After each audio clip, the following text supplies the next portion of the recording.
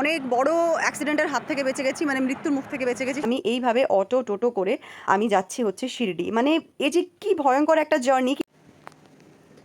আমি জানি না এটা কোনো শিক্ষা ছিল নাকি অভিজ্ঞতা ছিল না কি ছিল আমি জানি না, তবে আমার জীবনে এরকম একটা অভিজ্ঞতা প্রথমবার, যে অভিজ্ঞতা একাধারে ভীষণ পরিমাণে ভয়ের ছিল, একাধারে ভীষণ পরিমাণে সাহসিকতারও ছিল। তো সেই অভিজ্ঞতাগুলোর কথাই আমি বলছি এখন। আসলে এসেছিলাম শিরডিতে, আর শিরডি আসার পথের যে গল্পগুলো কতটা ভয়ানক, কতটা সাহসী, কতটা কিসের সেটা জানি না, আমি এখনও ফাইন্ড আউট করে উঠতে পারিনি। সে গল্পগুলোই একটু শেয়ার করছি। গাড়িতে শিরডিওয়ালে সাইবাবার গান দিয়ে গান শুনতে শুনতে সাথে গুনগুন করতে করতে আনন্দ করতে করতে বেরিয়ে পড়েছিলাম মুম্বাই থেকে শিরডির দিকে। আমার গাড়িতে শুধু বাচ্চারা ছিল, যেহেতু আমি ছাড়া আমি একাই সিঙ্গেল ছিলাম, বাকি সবাই যেহেতু কাপল। আর একটা গাড়িতে তো অত লোকের অ্যালাউন্স থাকে না, তো সামনের গাড়িতে তারা গিয়ে আমার গাড়িতে যেহেতু একা, তাই আমাকে মানে বাচ্চাগুলোকে দিয়েছে। আর কাপলরা একটা গাড়িতে গেছে।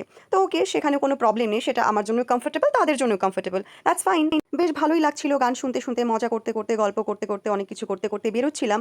আমরা মুম্বাই ছেড়ে বেরিয়েও গেছি টোল ট্যাক্স পার করে। এমন সময় কি হলো দেখে বুঝতেই পারছো যে ডান দিকের হুইলটা ব্লাস্ট করেছে, কিন্তু এখানেই কিন্তু জিনিসটা ক্ষান্ত হয়নি। মানে কি যে ভয়ঙ্কর একটা জার্নি, লাস্ট অব্দি দেখলে তোমরা জানতে পারবে। সাই বাবা আজকে জীবনটা রক্ষা করেছে, বাঁচিয়ে দিয়েছে। অনেক বড় অ্যাক্সিডেন্টের হাত থেকে বেঁচে গেছি, মানে মৃত্যুর মুখ থেকে বেঁচে গেছি। সেটা হচ্ছে যে আমাদের গাড়ির ফ্রন্ট হুইলের রাইট সাইডেরই, মানে ড্রাইভিং সিটের হুইলেরই মানে টায়ার পুরো ব্লাস্ট করেছে, আর একদম হাইওয়ের ওপরে, মানে এই যে এই হাইওয়েটার ওপরে।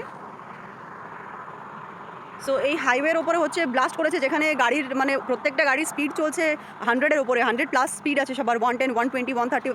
স্পিড কারগুলো তো আরও বেশি স্পিডে যাচ্ছে। সেখানে আমাদের গাড়ির টায়ার করেছে ব্লাস্ট। মানে স্পেশালি যে গাড়িটাতে আমি আছি ওই গাড়িটা টায়ার করেছে ব্লাস্ট।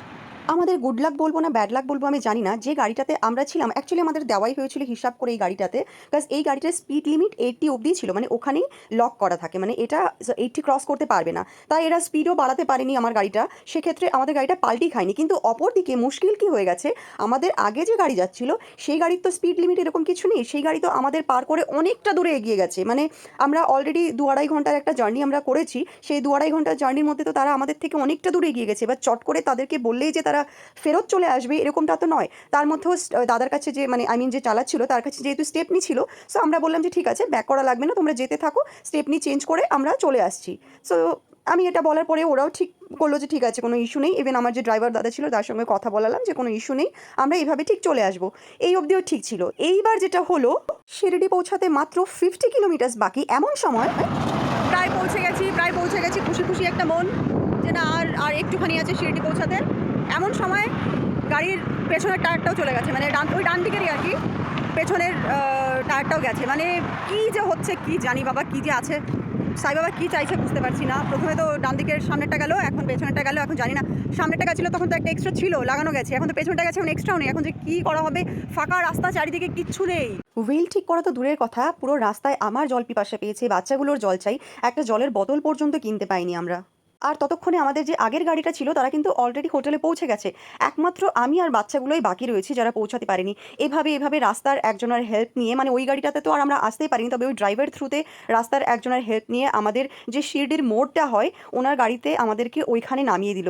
দেন সেখান থেকে আমি অটো করে টোটো করে বাচ্চাগুলোকে এভাবে ঠিক নিয়ে, মানে যেভাবে দেখো আমার লাগেজ সামনে রয়েছে, একটা বক্স রয়েছে, পাশে বাচ্চাগুলোকে নিয়ে আমি এইভাবে অটো টোটো করে আমি যাচ্ছি হচ্ছে শিরডি। মানে এই যে কি ভয়ঙ্কর একটা জার্নি, কি ভয়ঙ্কর।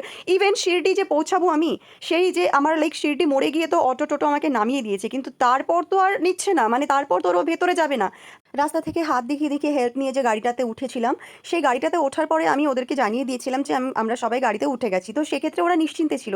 কিন্তু তারপরে যখন ওই মোড়টাতে আমাদের নামিয়ে দিয়ে আমি অটো টোটো করে এভাবে আসছি, সেটার আমি জানাইনি, কাজ আমি জানি যে ওরা প্রচণ্ড টেনশন নেবে, যদিও আমার সেটা জানানো উচিত ছিল, আর সেটা আমার এক ধরনের বোকামই হয়েছে। বাট ফাইনালি আমাকে জানাতে হয়েছে, কারণ আমাদেরকে যেহেতু টোটোওয়ালা নামিয়ে দিয়েছে একদম শিরডির মোড়ে, ওখান থেকে বলেছে যে আমাদেরকে হোটেল অবধি নিয়ে যাবে না, তাই জানাতে হয়েছে। কোনোভাবে আমরা যাই হোক পৌঁছালাম, কথাবার্তা হয়ে গাড়ি আবার আসলো, গাড়ি আবার নেওয়া হলো, আবার যাওয়া হলো। কিন্তু প্রবলেমটা যেটা হলো যে আমার স্নান করা হলো না, আমার ফ্রেশ হওয়া হলো না, আমার কিছুই হলো না। আমি এভাবেই লাইক স্নানটা আমি করে বেরিয়েছিলাম সকালে যখন মুম্বাই থেকে বেরিয়েছিলাম, কিন্তু তবু এতটা জার্নি করে তো আমার ফ্রেশ হওয়া উচিত ছিল, কিন্তু সেটা হতে পারিনি।